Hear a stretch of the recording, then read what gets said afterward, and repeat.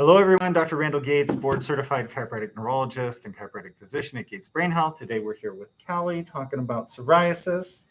So when did you come to the clinic here at Gates Brain Health? I came almost exactly a year ago, last October, October 2020. That was my first consult, and then about a week or two later with my first appointment. Okay, yeah. And so you'd had psoriasis for a long time, right? Yes, since I was a child. Okay. And then you had some other stuff too, was it? Yes, so I have Hashimoto's thyroiditis, and then I also have early onset psoriatic arthritis, so with joint pain as well. Exactly. So kind of give your experience for people out there, because I know, when I talk to people, everybody's looking for results pretty quickly. That's not always feasible. Kind of take people through what you experienced dietarily, all that. Sure. So when I initially started the 12-week program, I can tell you that I did not have the right mindset. It was very much of a focus of now, this moment, or tomorrow, or next week, like a very set time frame in my mind of like, okay, I'm going to feel better this day, or I will feel better tomorrow. And for me, that just wasn't the case. It was pretty linear in the beginning, in that initial 6 to 8 weeks for sure.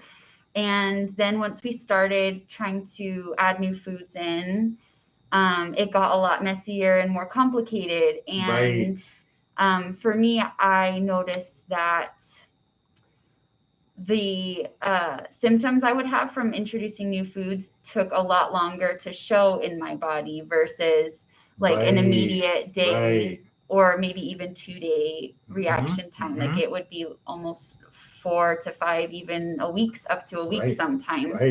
And so having to adjust my time frame through all of this was a huge hurdle for me mentally, which also then went kind of along with some of the symptoms of having this roller coaster of emotions, which is already a struggle for me. Where you want to be better and then you're backsliding. Right.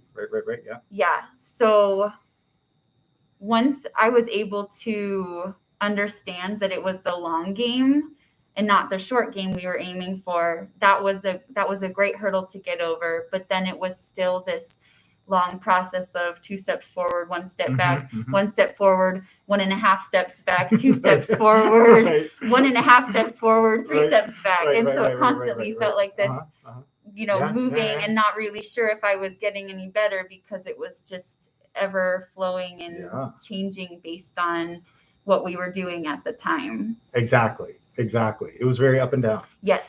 But then a year later, what would you say to someone out there who's watching who has psoriasis? I would say if you are going to set your mind to commit to it first, don't give yourself the option to quit, because once you do that, you're already going to fail because that's right on. Because it takes so much more mental stamina and physical stamina to say, I'm going to keep doing it even when it's hard. So my husband and I, basically, we never gave me the option to quit. It was just never in my mind. And so that would be my first thing, is just like, that's awesome. Whatever it takes for you to keep going in the beginning. Because the beginning is hard enough on its own, just with